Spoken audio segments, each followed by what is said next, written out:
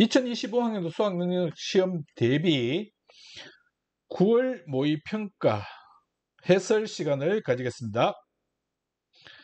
각 주제별 학습할 내용과 각 주제별 유의할 점을 중심으로 해서 해설을 하도록 합니다. 먼저 1번 사회문화 현상의 의미와 특성에 대한 내용이죠. 이 경우는 기역, 니은, 디귿, 리을이 각각 자연현상인지 사회문화 현상인지를 먼저 구분할 수 있어야 됩니다. 이렇게 구분하기 위해서는 주체가 누구냐를 먼저 알아야 됩니다. 즉 인간의 의지나 가치가 개입되어서 나타나는 현상은 사회문화 현상이고 그렇지 않은 경우는 자연현상이다 라는 것이죠. 이 기준을 명확히 인식하고 있다면 기억, 모기에 물리지 않게 해주는 특수 오일이 개발되었다. 개발한 주체가 누굽니까? 사람이죠. 그렇기 때문에 기억은 사회문화 현상이 되게 됩니다. 예, 사람의 젖은 피부에도 모기가 앉을 수 있는 것.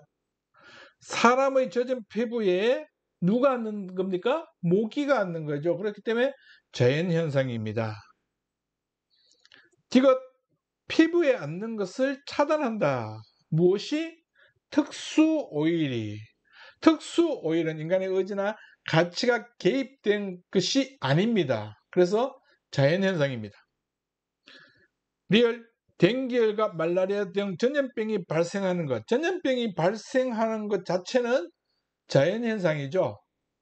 그래서 기역, 니은, 디귿, 리얼을 이렇게 사회문화 현상, 자연현상, 자연현상, 자연현상으로 정리해 놓고 그리고 우리가 공부했던 사회문화 현상의 특성, 자연현상의 특성을 그대로 적용하게 되면 됩니다. 1번 필연성의 원리는 자연현상의 특성입니다. 2번 확률의 원리는 사회문화 현상의 특성입니다. 3번 가치 함축적인 것은 사회문화 현상의 특성이죠. 그런데 니은과 디귿은 같은 자연현상입니다. 4번 보편성과 특수성이 공존하는 것은 사회문화 현상의 특성입니다. 마찬가지 디귿과 리을도 같은 자연현상이다 라는 것. 5번 인과관계가 불분명한 것은 사회문화 현상의 특성입니다. 그렇기 때문에 기억해서 정답 이렇게 되는 겁니다. 정리하면 첫 번째로 기역, 니은, 디귿, 리을이 어떤 현상인지 즉 주체가 인간인지 아닌지 인간이면 사회문화 현상 그렇지 않으면 자연현상 그리고 나서 각 선지들이 자연현상의 특성인지 사회문화 현상의 특성인지를 구분하는 그런 내용들을 잘 숙지하고 있으면 됩니다. 2번 개인과 사회의 관계에 대한 문제가 출제되었습니다. 먼저 제시문에서 개인과 사회의 관계 중 사회 명목론인지 사회 실제론인지를 파악을 해야 됩니다. 읽어보니까 공동체를 결성한 것이다 이렇게 되어 있죠. 안전과 평화를 확보하기 위해서 사회계약서의 내용입니다. 이 내용 자체가. 그렇기 때문에 사회계약서는 뭐하고 관계된다고요? 바로 사회 명목론과 관계되는 것입니다. 기억, 개인은 사회 속에서만 존재의 의미, 사회 실제론에 해당되는 내용입니다. 개인이 옳다고 믿기에 사회 규범이 존재한다. 사회 명목론이죠. 사회는 개인의 외부에서 독자적으로 작동한다. 사회 실제론의 입장입니다. 리얼, 사회의 속성을 개인의 속성으로 할 수 있다. 왜? 사회는 개인의 합에 불과하다고 보기 때문에 그렇습니다. 그래서 4번이 정답입니다. 정리하면 먼저 지문에 나와 있는 내용이 사회 명목론인지 사회 실제론인지를 파악하기 위해서 우리가 기존에 알고 있는 그 특징들을 잘 기억하고 있어야 됩니다. 그리고 나서 보기의 기억, 니은, 디귿, 리을이 각각 사회 명목론의 특징인지 사회 실제론의 특징인지를 구분하면 된다는 것. 3번 사회적 지위와 역할 및 사회화 기관에 대해서 같이 어우러져서 출제되었습니다. 그럼 이제 그 내용들을 우리가 지문에서 정리할 필요성이 있습니다. 그래서 기업, 악성민원인 이러면은 일단 먼저 생각해야 될 게 이것이 과연 사회적 지위인지 아닌지부터 먼저 생각해야 될 겁니다. 생각나야 됩니다. 그런데 악성민원인은 사회적 범주일 뿐입니다. 사회적 지위가 아니라는 것 꼭 명심하고, 고민이 이러면 역할 갈등인가 아닌가를 또 생각해야 되죠. 그래서 역할 갈등에 대해서 판단을 하려면 지위로부터 비롯된 역할끼리 충돌이거나 또는 서로 다른 요구를 해올 때 갈등 상황에 빠지는 것, 이것이 바로 역할 갈등입니다. 그럼 이 경우는 단순 선택에 대한 고민이죠. 짜장면 먹을 것인가 짬뽕을 먹을 것인가와 같은 고민입니다. 발령을 받았다. 이게 지금 발령받으면 뭔가 보상을 받은 것 같네요. 그죠? 그러면 과연 이것이 역할 행동에 대한 보상인지 이런 부분을 생각해야 된다는 얘기입니다. 그래서 선지와 지문을 동시에 번갈아 가면서 보는 것이 좋습니다. 촬영과 편집 방법을 새롭게 공부하고 있다. 사회 변화나 또는 지위의 변화에 새롭게 적응하기 위해서 뭔가를 학습하는 것, 이것은 바로 제4회화입니다. 그렇죠? 그래서 리얼은 제4회화에 해당되는 것이라는 것. 미음, 전통 음식의 보존과 현대화가 중요하다는 신념이라고 하는 것이 선지에 보면 역할 행동이 아니냐입니다.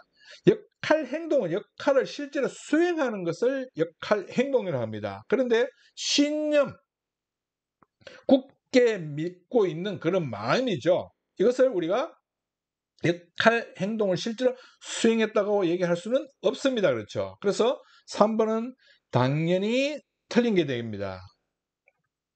비업, 요리 프로그램에 출연하기 위한 준비. 자, 이것이 5번 선지에서 얘기사회인가 지금 현재 고정 출연자로 활동하고 있습니다. 그럼 현재죠. 미래가 아닌, 얘기사회화가 되기 위해서는 현재가 아닌 미래에 갖게 될 지위에 따른 역할들을 미리 배우고 준비하는 걸 얘기합니다. 그래서 현재 준비물일 뿐이라는 것. 그래서 틀렸다라는 것. 그래서 1번도 틀렸죠. 사회적 범주라고 했기 때문에. 2번은 그럼 왜 틀렸느냐? 공무원으로서 역할 행동에 대한 보상이 아닙니다. 그렇죠? 공무원으로서의 역할 행동이 아니라 취미 활동과 관계된 너튜브라고 하죠. 너튜브 활동을 한 보상이라고 봐야 되는 겁니다. 4번, 니어는 단순 선택에 대한 고민이지만 시엇은 어떤 고민인가? 즉 방송을 하는 것은 지금 요리사로서의 역할을 계속 해야 할지, 육아에 전념해야 될지, 부모로서의 역할을 수행해야 될지 고민에 빠졌죠. 그래서 두 역할끼리 서로 충돌이 생기기 때문에 4번이 정답이 되게 됩니다. 그래서 니은은 단순 선택에 대한 고민이고 시옷은 역할 갈등이다. 정리하면 기본적으로 지문에 나와 있는 내용들이 우리가 학습한 내용과 어떻게 관련되는지를 생각하면서 봐야 되고 선지와 결부시키면서 보는 것이 좋습니다. 자료 수집 방법. 연구자의 의사소통이 원활하지 않은 아동들의 특성을 고려해서 A, 그러면 A는 참여 관찰법이라는 것. 연구자 병, 아동들은 글을 읽고 이해하는 능력이 낮아 B를 사용하기 어렵습니다. 그러면 질문집법이 되겠죠. 그 밑에 보니까 병의 두 번째 줄에 설문조사의 분석 결과들을 활용한 양적 분석 C 이러면 문헌연구법이죠. 그리고 몇 명의 아이들에게 D 대화를 통해 아동의 주관적 세계 이해 이래야 되니까 이건 면제법입니다. 그렇죠? 1번 구조화된 도구의 사용이 필수적이다. 질문지법과 실험법에 해당되는 내용입니다. 그러면 B는 이러니까 맞죠? 즉 어떤 틀이나 형식이 갖추어진 도구 사용이 반드시 필수적이라는 겁니다. 질문지법이나 실험법에서는. 2번 시공간 제약이 적다. 문헌연구법에 해당되는 것이죠. 3번 연구자와 연구 대상자 간의 신뢰관계가 형성이 중요한 것은 즉 라포가 형성이 되어야 된다는 겁니다. 그래야만 솔직하고 편안한 반응을 요구할 수 있다는 것 기대할 수 있습니다. 면접법과 참여 관찰법의 공통점입니다. 연구 대상자의 주관적 인식을 파악할 수 있는가라는 질문으로 구분할 수 있다. 질문지법과 문헌연구법. 여기서 이제 좀 헷갈리는 게 문헌연구법입니다. 그렇죠? 질문지법은 당연히 주관적 인식을 파악을 할 수 있다라고 할 수 있습니다. 그런데 문헌연구법은 연구 대상자의 주관적 인식을 파악할 수 있는가? 그 내용을 차근차근 읽어보면 이 사람이 연구 대상자죠. 어떻게 반응했는가, 어떤 생각을 가지고 있는가 추론해낼 수 있다는 얘기입니다. 그래서 파악이 가능하다는 것, 둘 다 파악이 가능하기 때문에 구분할 수 없습니다. 그렇죠? 조심해야 될 그런 선지입니다. 굉장히 중요한 함정에 빠질 수 있는 선지입니다. 5번 연구자와 연구 대상자 간의 언어적 상호작용이 필수적인가? 이러면 질문지법과 면접법의 공통점입니다. 질문지법과 면접법은 B와 D죠. 그래서 틀렸습니다. 1번이 정답. 정리하면 각각의 자료 수집 방법의 특징을 잘 기억하고 있어야 되고 자료에서 나오는 내용들이 각각 어떤 자료 수집 방법인지 그 내용을 구분할 수 있어야 된다는 것. 5번 사회문화 현상의 탐구 절차에 대한 문제가 출제되었습니다. 보니까 기업, 사회관계망이 문화 소비에 미치는 영향 이러면은 사회관계망이 독립변인이죠.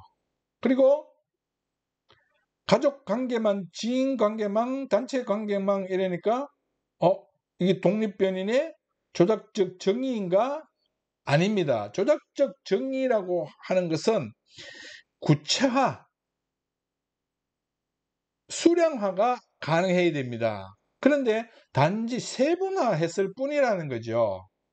그래서 독립변인이 여러 가지다라고 생각하면 됩니다.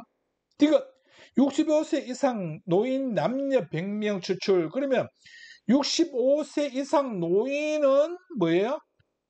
이건 모집단이죠. 그 중에 추출된 1000명은 표본입니다. 그래서 보기에 니은이 맞는 설명이 되게 됩니다. 그리고 나서 문화소비는 해서 전시를 관람한 횟수 이게 이제 조작적 정의입니다. 그렇죠? 그래서 여기에 대한 조작적 정의는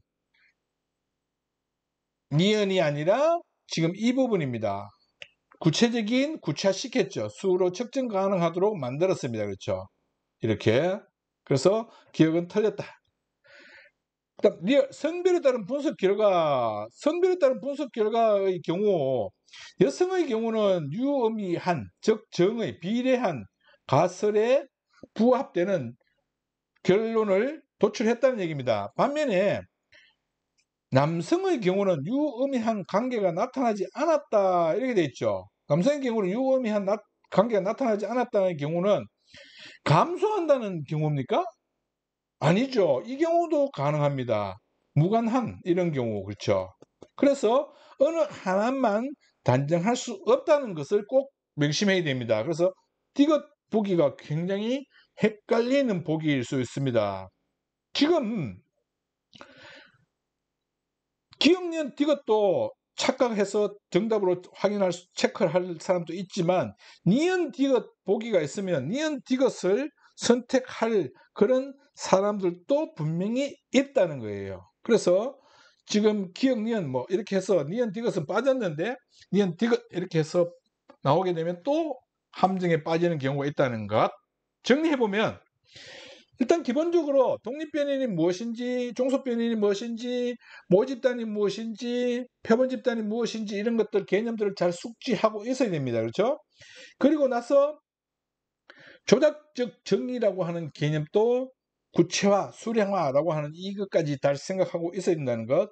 그 다음에 이제 유의미한 관계가 나타나기 위해서는 가설 검증이 반드시 이루어져야 됩니다. 여기 문제에서는 출제되지 않았지만 가설 검증이 이루어지기 전에는 유의미하다 이 관계가 논할 수 없지만 가설 검증을 하고 나서는 유의미하냐 유의미하지 않느냐 이렇게 나올 수 있습니다. 근데 유의미하지 않는 이러면 가설 검증이 이루어지지 않았다 이러면 틀린 문장이 됩니다. 이것도 조심해야 되는 겁니다. 그렇게 해서 조심하고 그 다음 또 하나는 가설에 부합되는 결론이 내려졌으면 정의 관계죠. 이건 정. 만약 가설을 이렇게 부의 가설을 세웠다면 이게 또 가설이 유의미한 관계가 됩니다. 그런데 지금 여기서는 가설을 정의 관계로 수립했기 때문에 부의 관계로 나올 수도 있고 무관한 것으로 나올 수도 있죠. 이 여러 가지 경우들이 나올 수 있기 때문에 유의미한 관계가 나타나지 않은 것은 어느 한쪽으로 얘다, A다, B다라고 단정하면 안 된다라는 것도 꼭 명심해야 된다는 것. 6번 문제는 사회문화 현상을 보는 다양한 관점과 사회 불평등 현상을 보는 관점 이 두 가지가 같이 어우러져서 출제되었습니다. 불공정한 사회구조 이러면 갈등론적 관점이죠. 개인이 자신의 능력과 노력을 당연한 것으로 받아들인다. 기능론적 관점입니다. 교류하는 과정에서 형성되는 것이다. 상징적 상호작용론이죠. 사회 불평등 현상이 불가피하게 본다. 이건 뭐예요? 기능론적 관점입니다. 사회 구조의 영향력을 중시한다. 이것은 거시적 관점에 해당되는 겁니다. 기능론, 갈등론 모두에 해당되는 겁니다. 3번 갈등과 대립의 측면에서만 갈등론적 관점이죠. 4번 지배 집단과 피지배 집단의 이익이 조화를 이루기 어렵다. 이건 갈등론적 관점입니다. 그렇죠? 5번 갑의 관점은 기득권 측의 이익을 옹호하는 논리. 이건 기능론적 관점입니다. 그러면 지금 답은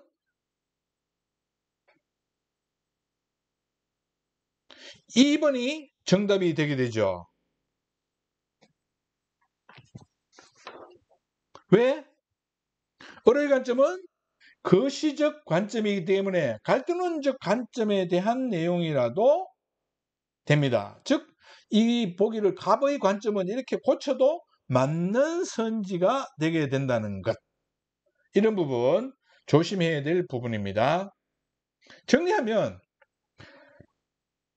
기능론, 갈등론, 상징적 상호작용론의 각각의 특징을 우리가 숙지하고 있어야 된다는 것이고 두 번째로는 그 특징들을 잘 기억하고 있더라도 세분화, 범주화가 이루어져 있다는 얘기입니다. 예를 들면 거시적 관점이라는 것은 범주화죠. 그래서 사회 구조의 영향력을 중시한다. 이렇게 되면 거시적 관점, 기능론, 갈등론이 모두 포함되는 것입니다. 세분화는 이걸 다시 기능론, 갈등론으로 나누는 거는 거죠.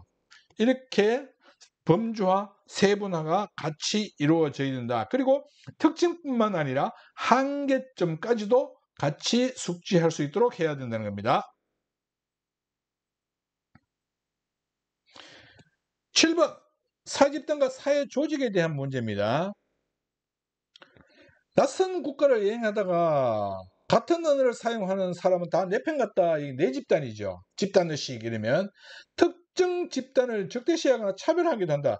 외 집단에 대해서 행동하게 되는 것입니다. 그러면 소속감을 갖고 있느냐 그렇지 않느냐를 가지고 내 집단 외 집단 이렇게 나누어지게 됩니다. 그렇게 됐을 경우 1번 소속 집단과 중거 집단이 일치될 때 강화되죠. 그래서 틀렸습니다. 특정 집단을 적대시하거나 이건 동질감이 아니라 이질감 때문에 적대시하게 됩니다. 내 집단에 대해서 동질감이 많이 형성되는 거죠. 3번 디귿은 사회적 관계를 만들어가는 방식입니다. 그렇죠? 1차 집단과 2차 집단을 구분하는 기준이 된다. 그래서 3번이 정답이 되게 됩니다. 1차 집단과 2차 집단 분류 기준은 구성 간의 접촉 방식과 친밀도를 가지고 구분하게 되는데, 즉 사회적 관계를 친밀한 관계를 만들어 가느냐 이 얘기입니다. 아니면 수단적인 관계로 만들어 가느냐 이 얘기죠. 그런데 1차 집단과 조심해야 될 것은 1차 집단과 2차 집단은 두 가지 성격을 모두 가질 수 있는 집단이 나올 수 있습니다. 그렇기 때문에 비중으로 따져야 된다는 것. 여기서 이 부분이 공동체냐 결사체냐 이렇게 생각하면 절대 안 됩니다. 결사체는 사회적 관계를 만들어가는 방식에 해당될 수 있지만 공동체는 이미 만들어졌기 때문에 절대 만들어가는 방식에서 만들어진 사회적 관계를 만들어가는 방식에서 만들어진 집단이 아니라는 거 꼭 명심해야 됩니다.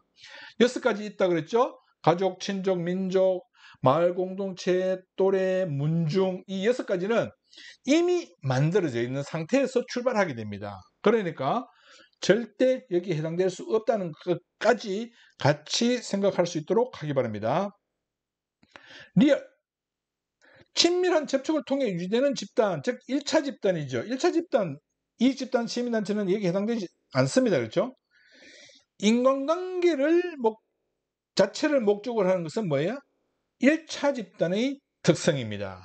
정리하면 1차 집단과 2차 집단, 내집단과 외집단 이러한 개념, 즉 공동체와 결사체, 즉 공동사회와 이익사회에 대한 개념까지 잘 숙지하고 있어야 됩니다. 그리고 특히 이 부분 사회적 관계를 만들어가는 방식 이 부분에 있어서는 1차 집단과 2차 집단을 구분하는 분류 기준이라는 거 꼭 명심해야 됩니다. 공동체, 결사체, 즉 공동사회와 이익사회를 나누는 분류 기준이 아니라는 것. 왜? 이미 공동체는 출발선상에서 관계가 결정되어 있는 상태에서 출발하게 됩니다. 그렇기 때문에 해당 사항이 없다. 결사체는 사회적 관계를 만들어가는 방식이 나타날 수 있겠지만 이런 부분까지 명심하시길. 세계화로 인한 변화 양상과 대응 방안. 지금 바이러스 감염이 빈발하게 발생하는 것은 이런 요인으로, 그게 더 심각한 것은 대륙간 항공과 이로 인한 국제간 교류의 정대로 인해서 바이러스가 더 빠르게 확산된다 이 얘기죠. 그래서 5번이 정답이 되게 됩니다. 독해 문제에 해당되는 겁니다. 독해 잘한다는 때는 어떻게 하라고 그랬나요?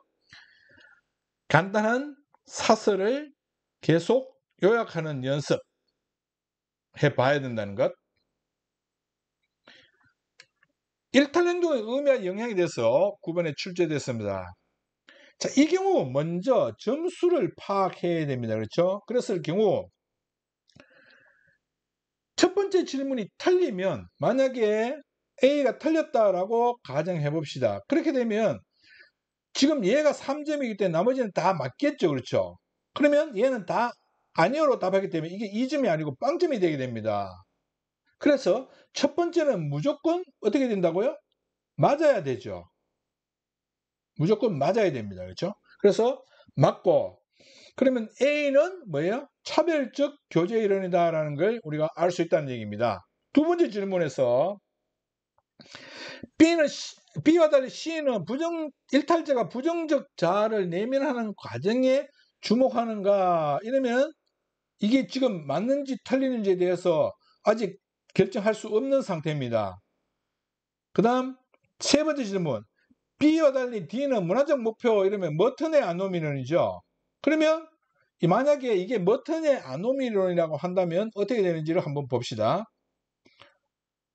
자, 예 했으니까 예 맞죠. 그럼 얘는 틀렸습니다. 그렇죠?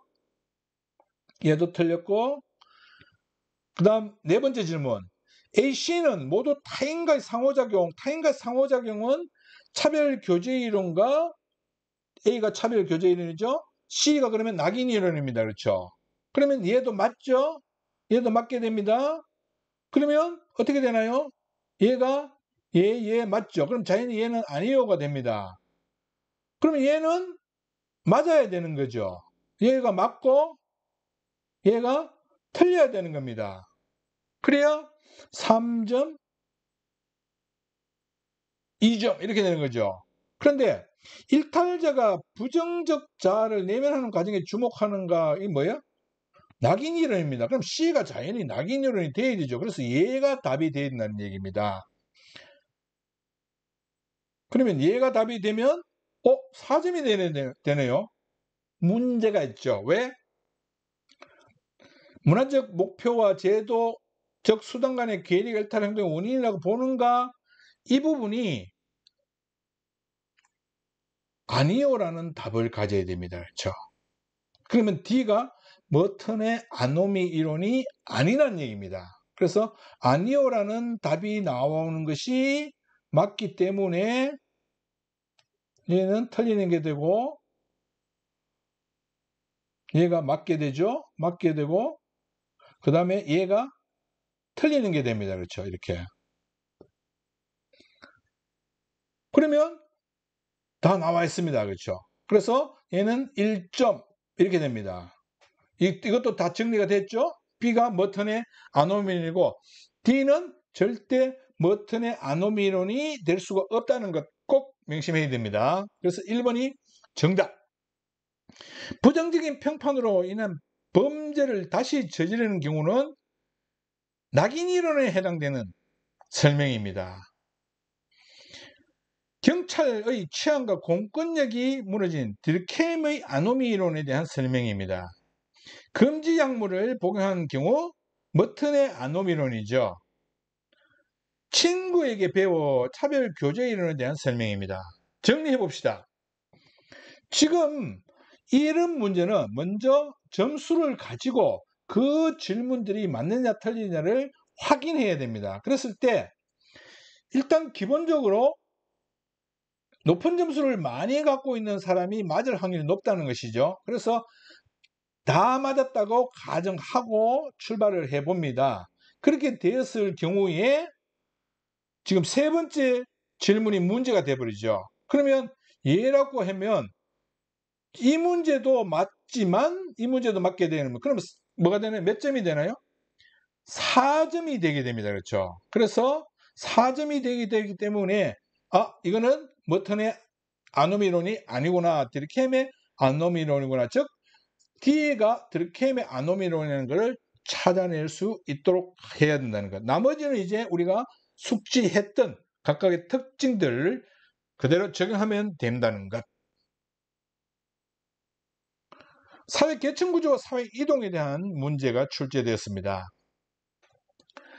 갑에서 병의 사회 이동을 가지고 지금 문제지를 약간 변형을 시켰는데 이걸 이제 상중하가 어디에 해당되는지 갑이 속한 피라미드형 계층 구조이기 때문에 갑이 피라미드형 계층 구조죠. 그러면 B가 하가 됩니다. 그렇죠? 하, 그 다음 중, 상 이렇게 됩니다. 그러면 C가 상이 되는 거죠. C가 상이 되고 그 다음 A가 중이 되고 B가 하가 됩니다. 그러면 여기에 상은 C, 중은 A, 하는 B 이렇게 A, B, C를 다 적어 놓든지 상중하를 이렇게 다 적어 놔야 됩니다. 상중하를 적어 놓고 푸는 것이 훨씬 더 유리합니다. 그렇죠? 그래서 상중하 이렇게 놓고 중하, 하상, 상중 이렇게 적어 놓습니다. 적어 놓으면 자, 여기서 여기로 이동하는 것은 세대 간 이동입니다. 그렇죠? 세대 간. 여기서 여기로 이동하는 것은 세대 내 이동이고. 그래서 세대 간 이동이 나타났죠? 나타났죠? 마찬가지 나타나고 나타났습니다. 여기도 나타나고 나타났습니다. 갑과 을은 달리 을은 세대 간 하강 이동을 경험하였다. 세대 간 하강 이동, 세대 간 상에서 중으로 세대 간 하강, 중에서 하로 세대 간 하강 모두입니다. 그렇죠? 달리가 아니고 모두 틀렸습니다.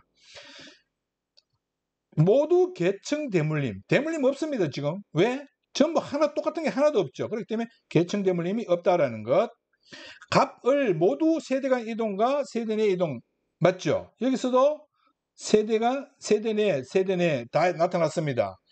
여기는 하강이동, 여기서 상승이동이지만 하강이동과 상승이동 모두 세대 내 이동이라고 할 수 있습니다. 그래서 이건 보기를 다른 보기로 바꿔도 맞는 보기가 됩니다.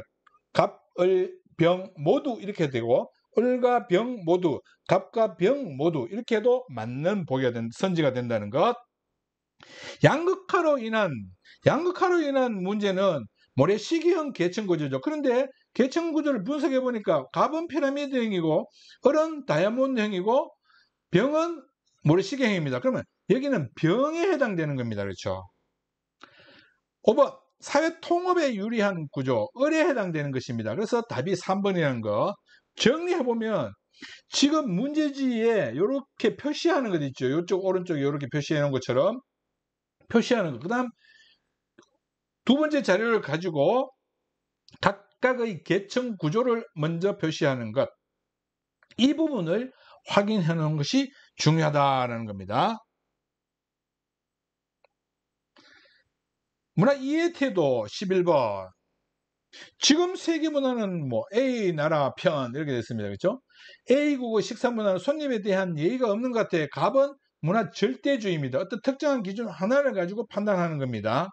그런데 을은 아니야, 우리 기준으로 바라보면 안 돼. 서로 다른 문화를 제대로 이해하려면 이러면 문화 상대주의적 입장이죠. 그래서 가는 그 사회가 가지고 있는 특수한 환경이나 맥락을 고려해서 바라봐야 돼 라는 내용이 나와줘야 된다는 겁니다.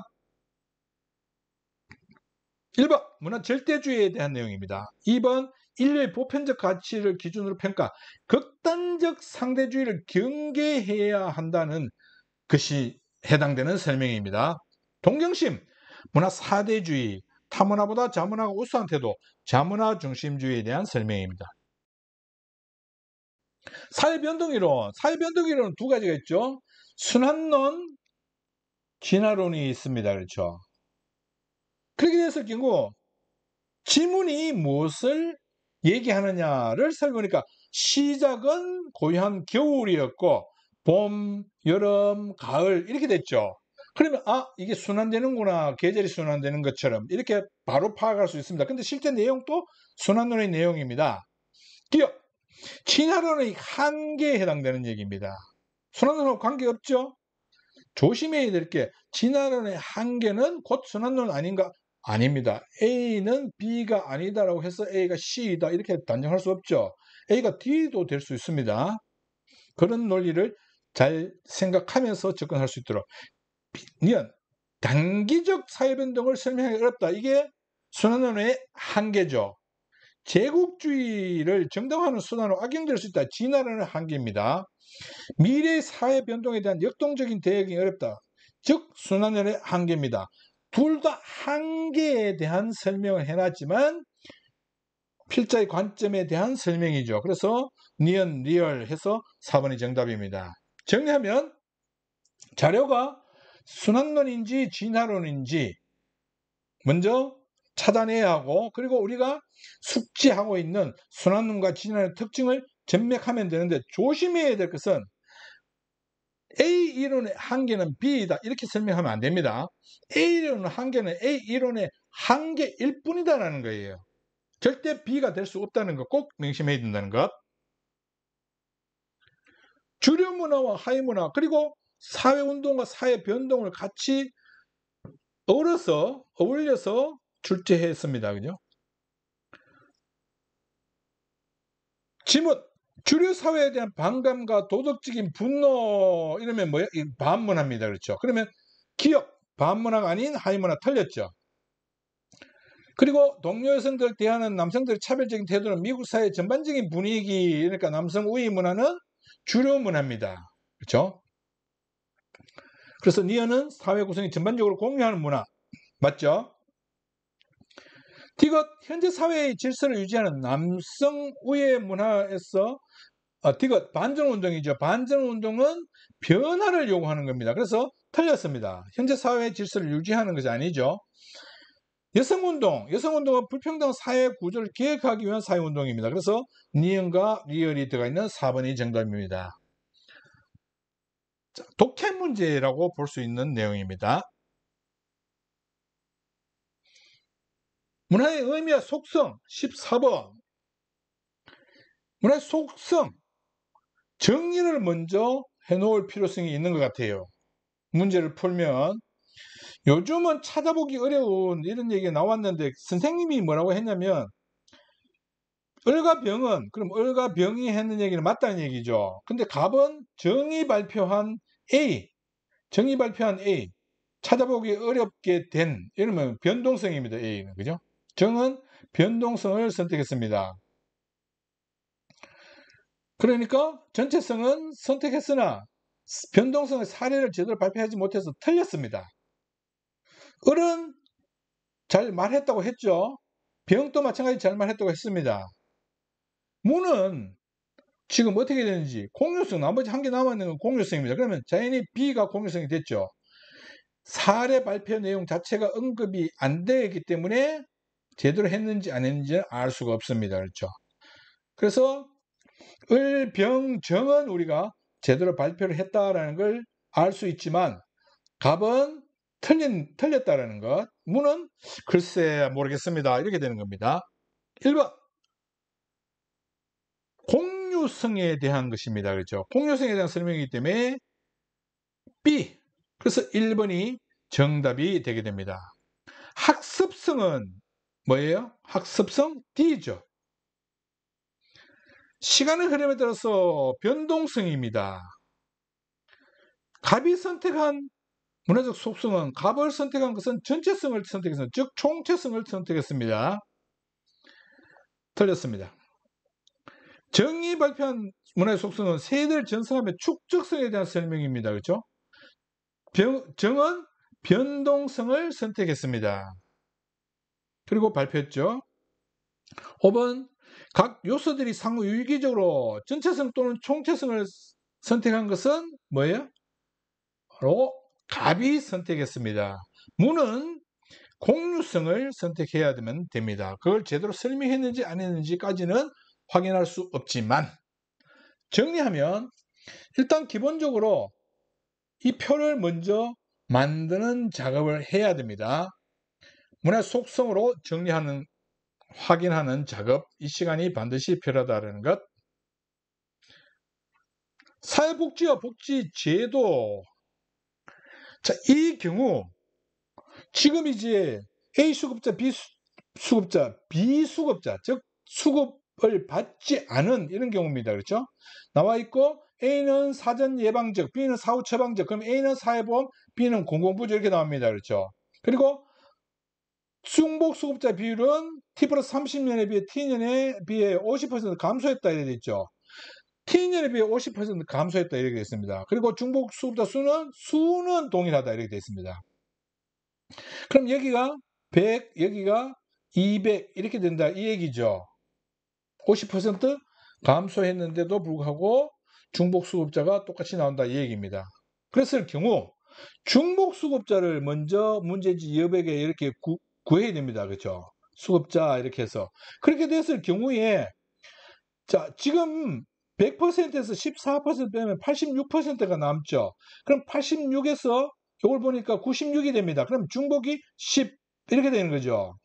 그리고 얘는 85입니다. 그렇죠. 85에서 지금 77과 기억을 합해서 중복 수급자를 나타내야 됩니다. 그렇죠. 근데 지금 현재로는 이 중복 수급자가 뭘로 알아낼 수 있냐면 10%에서 이게 이제 50% 감소했다 이렇게 돼 있죠. 그러면 200명으로 늘어났는데도 불구하고 수급자 수가 동일하다 이러니까 200명 늘어났는데도 불구하고 어떻게 되나요? 숫자는 똑같죠. 그러니까 5%가 됩니다. 그러면 여기에서 5%를 빼면 72가 되고 A만 받는 것은 여기 85에서 몇 퍼센트가 되나요? 13% 그죠? 이렇게 됩니다. 그래야만 A만 받는 수급자 그리고 B만 받는 수급자 이렇게 나오게 된다는 것. 이렇게 이 표를 정리를 이렇게도 할 수 있습니다. 그리고 최종적으로 이 표를 만들어야 되죠. 그래서 10A만 받는 경우 13, A를 받는 경우 13, 26 이렇게 됩니다. 그죠? 그랬을 경우 A만 이렇게 되는 것은 60, B만 16 뭐 이런 식으로 할 수 있습니다. 그래서 이 경우 T 플러스 30년에 대해서도 이 표를 만들어야 되기 때문에 복잡하니까 현재 상태로 요런 방식으로 만들면 오히려 수월해지게 됩니다. 그래서 1번, 그럼 기억이 얼마인가? 기억이 13%가 나오죠. 13%. 13%는 중복 수급자의 비율, T년의 중복 수급자 비율 10%입니다. T 플러스 30년보다 더 크죠. 둘 다보다 큽니다. 그래서 틀렸습니다. 2번, 선별적 복지 성격의 제도에만. 자, 여기서 에만이라고 하는 것, 이러면 공공부조에만 해당되는 것이죠. 그러면 공공부조에만 해당되는 것 어떻게 됩니까? 공공부조에만 해당되는 것 96, 그러니까 이게 10%, 60%, 그 다음 16%죠. 16% 해서 선별적 복지 강한 16%와 T 플러스 30년에는 이게 5를 빼고 나면은 8%가 되죠. 그렇죠? 8%. 그러면 16에서 8%로 줄어들었다. 16%에서. 그러면 이게 8% 감소한 것이 아니라는 겁니다. 그렇죠? 8%포인트 감소했다 이러면 맞는 선지가 될 수 있지만 50% 감소한 겁니다. 16분의 16 빼기 8 해서 16분의 8입니다. 그렇죠? 8 곱하기 100 이렇게 되는 거죠. 3번 소득 재분배 효과가 있는 건 둘 다입니다. 그렇죠? 그렇기 때문에 86명과 170명 이렇게 됩니다. 그러니까 완전히 말도 안 되는 얘기죠. 동일하다 이렇게 할 수 없습니다. 4번 정부 재정으로 비용을 전액 충당하는 것을 원칙으로 하는 제도 뭐예요? 공공부조에만 해당되는 것입니다. 공공부조로 T 플러스 30년 얼마입니까? T 플러스 30년에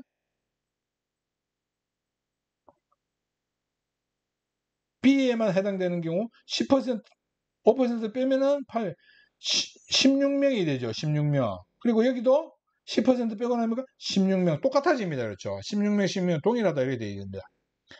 5번. 상호부재 원리가 적용되는 제도 뭐예요?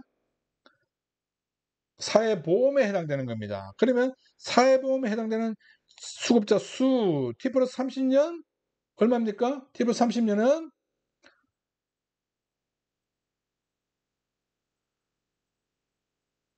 70 빼기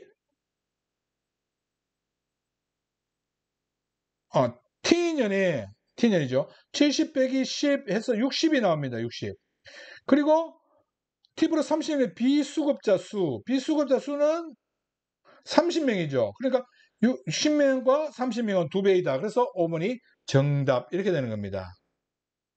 정리하면 일단 A가 사회보험, B가 공공부조를 먼저 표시하고 그리고 나서 각각 중복자가 얼마인지를 찾아내는 그러한 표를 먼저 문제지 여백에 만들어야 됩니다. 그리고 나서 2배가 해당되기 때문에 중복자가 나올 수 있다는 거. 그래서 기억까지 13이라고 하는 것을 찾아낼 수 있게 됩니다. 숫자는 또 따로 적어둬야 됩니다. 문제지 여백에. 그렇죠? 이런 작업들을 먼저 해놔야만 헷갈리지 않는다라는 것. 16번 대중문화의 이해와 비판적 수용 해서 소수의 특권, 대다수 사람, 대중에게 친숙해지면 상류층이 즐기는 문화에서 이렇게 됩니다. 그러면 뭐예요? 고급 문화를 대중화하여 이렇게 됩니다.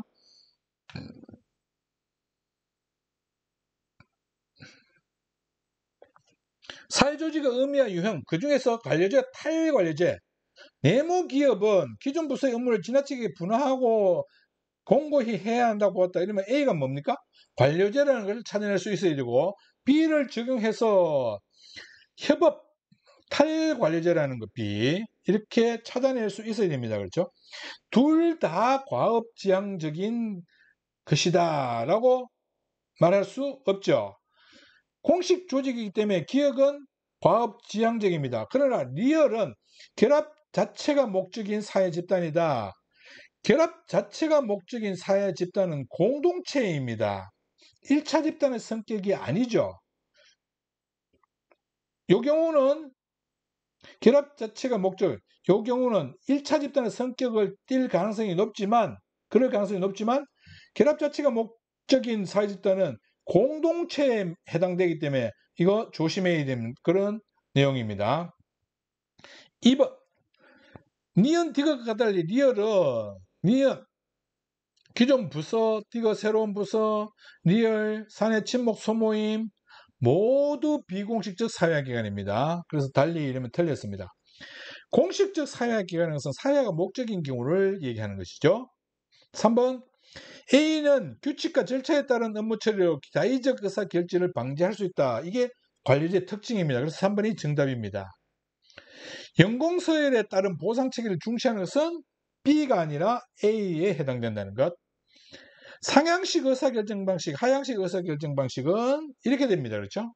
그래서 정리하면 A, B가 기본적으로 관료제인지 탈관료제인지 그리고 그 특성이 무엇인지 이런 부분을 잘 숙지하고 있어야 되고, 또 한 가지 결합 자체가 목적인 사회 집단은 1차 집단이 아니라는 겁니다. 공동체 또는 공동사회에 대한 설명이라는 것 꼭 명심해야 된다는 것. 18번 문화의 변동에 대한 문제입니다. 갑국에서는 전통 문화를 소유하고 있는 상태에서 얼국의 지배를 받게 됐죠. 그래서 강요에서 전통 문화가 소멸됩니다. 왜? 갑국 전통주는 문헌에만 존재하고 있다는 소멸되었다는 걸 알 수 있습니다. 동화되었죠. 동화. 이런 것을 파악할 수 있어야 됩니다. 즉 외재적인 요인으로 직접 전파로 나타났다는 것. 병국의 근로자들, 병국으로 보게 되면 전통 문화의 전국으로부터 기여한 근로자들이 근로자들에 의해서 외래 문화를 스스로 받아들입니다. 자발적 문화재편입니다. 그러면 자발적 문화재편. 여기는 강제적 문화재편이고,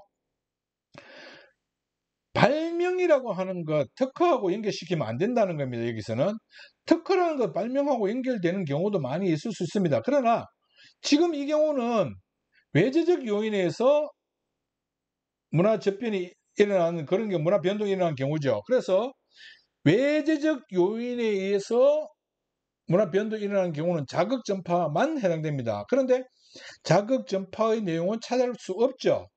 그래서 발명이라는 단어를 쓸 수가 없다는 것. 1번 강제적 문화 재편, 여기는 맞습니다. 그렇죠. 그런데 문화 융합이 아니라 문화 동화가 나타났다는 것. 2번 발명 조심하라 그랬죠. 이 절대 아니라는 것. 특허라는 말 조심해야 될 그런 단어입니다. 그래서 꼭 명심할 수 있도록 하기 바란다는 것.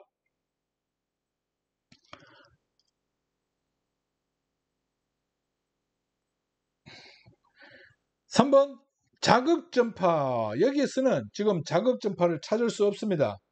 외래 전파가 이루어지고 특허 때문에 지금 발명, 사실은 요 두 가지가 같은 내용이죠. 특허라는 걸 우리가 그냥 상표 등록하는 것 뿐입니다. 다른 사람이 사용하지 못하도록 하기 위해서. 이게 특허이라는 거. 그래서 외래 문화가 외래 문화 접변하면서 문화 변동이 일어나는 그런 단순한 경우입니다. 4번 가에서는 문화 정체성이 상실되었죠. 문화 동화가 나타났으니까. 5번 모두 직접 전파. 직접 전파라고 하는 것은 매개체가 아닌, 즉 문화 요소를 가지고 있는 당사자끼리 서로 문화 요소를 주고받는 것, 이걸 직접 전파라고 합니다. 그것이 강제적 문화 재편이든 자발적 문화 재편이든 관계없습니다.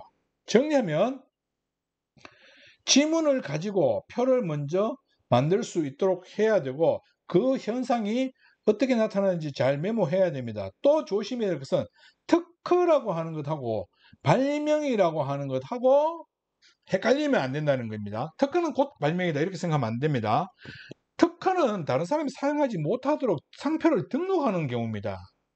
이 경우를 특허라고 하는 것이고 발명이라는 것은 그 새로운 문화요소를 만들어내는 것입니다. 근데 특허는 새로운 문화요소를 만들어내지 않더라도 특허를 낼 수 있습니다. 이미 이전에 있던 걸 내가 제일 먼저 발견해갖고 특허 낼 수 있습니다. 그래서 특허는 곧 발명이다 이렇게 생각하는 일이 없도록 꼭 명심하기 바랍니다. 그 다음 직접 전파는 매개체를 통한 전파가 아니라는 것, 즉 제3국의 사람도 매개체가 될 수 있다는 것도 꼭 명심해야 됩니다. 사회적 소수자 A국으로 이주한 갑은 이주, 열성 이렇게 되죠. 1심에서는 국적을 가지고 있어야 관리직이 될 수 있다 이렇게 돼서 합법적인 것이다 이렇게 됐죠. 2심에서는 헌법에 보장한 기본권을 제한하고 차별 금지를 위반했기 때문에 위법이라고 판단했습니다. 이렇게 나와 있죠. 그래서 시민사회를 중심으로 판결 불복을 2심 판결을 지지하며 모모씨의 판결 불복을 규탄하는 집회가 일어났다 이렇게 돼 있죠. 기억 전혀 적극적 우도 정치 역차별 이런 얘기 전혀 없습니다. 여러 요인에 해당되고 다양한 차별을 받았다 맞죠? 사회적 소수자의 요인에 대해서 잘 알아둬야 됩니다. 2심 판결은 사회적 소수자의 불리한 위치를 제도적으로 개선하는 주장의 근거가 될 수 있다. 맞습니다. 그렇죠. 그 다음 리얼 사회적 소수자에게 A국 국민과 동등한 권리를 부여해서는 안 된다고 아닙니다. 같은 권리를 부여해야 한다고 주장하고 있는 거죠. 그래서 니은 디귿 3번이 정답이 되게 됩니다. 저출산 고령화 다문화적 변화해서 이제 20분 문제가 출제됐습니다. 그랬을 때 유소년의 인구는 부양 인구의 50%, 그러면 50%는 2분의 1이죠. 얘가 이렇게 2, 1, 이 관계가 성립이 되고 노년 인구의 3배, 얘랑은 3이 되게 됩니다. 그렇죠. 그래서 1, 이게 3이 되면 얘가 6이 되죠. 그래서 30, 60, 10의 관계가 나온다는 겁니다. 그리고 나서 보니까 전체 인구는 변화가 없고 100이 나오죠. 그리고 두 번째 표를 보게 되면 전체 인구 중 유소년 인구 비율 A식에 감소를 했습니다. 그렇죠. 이렇게. 그 다음 전체 인구 중 부양 인구 비율 그대로입니다. 그대로 같다는 얘기입니다. 변화 없음이니까. 유소년 부양비 자연히 이게 감소하면 유소년 부양비가 감소하게 됩니다. 그렇죠. 이것이 이대로 이어진다는 것. 그럼 B시기에 유소년 인구 비율이 감소했습니다. 부양 인구 비율도 감소했다는 겁니다. 이게. 그렇죠. 그 다음 유소년 부양비가 증가했죠. 그러면 얘가 감소하는 이것보다 얘가 감소하는 게 더 커야만 얘가 증가하게 됩니다. 그래서 얘가 1만큼 작아질 때 얘가 2만큼 작아지면 얘가 거의 2배이기 때문에 안 됩니다. 그렇죠. 그래서 3만큼 작아져야 됩니다. 최소 값이 3만큼. 그래서 57이라는 숫자를 집어넣은 이유가 바로 여기 있습니다. 정확하게 57이라는 숫자가 들어갈 수는 없겠지만 들어갈 수도 있습니다. 그러나 단정할 수는 없습니다. 그렇게 해서 집어넣어 놓으면 이 조건이 성립이 된다는 거예요. 1번 A시기에는 피부양 인구의 증가로 A시기 피부양 인구는 똑같죠. 왜? 부양 인구가 똑같기 때문에 나머지는 똑같이 40이 나오게 됩니다. 그래서 증가가 될 수 없다는 것, 경제성장 동력이 저하된다 어떻게 단정할 수 없습니다. 말할 수 없는 거죠. 똑같으니까. 2번 B 시기에는 유소년 인구보다 부양 인구가 더 많이 감소할 것이다. 유소년 인구보다 부양 인구가 더 많이. 그래서 2번이 정답이 되게 됩니다. 왜? 더 많이 감소해야만 요 조건이 성립되기 때문에 그렇죠. 그래서 2번이 정답. 3번 세대 간 갈등은 B 시기보다 A 시기가 더 심각할 것이다. 오히려 B 시기가 훨씬 더 심각하게 됩니다. 왜?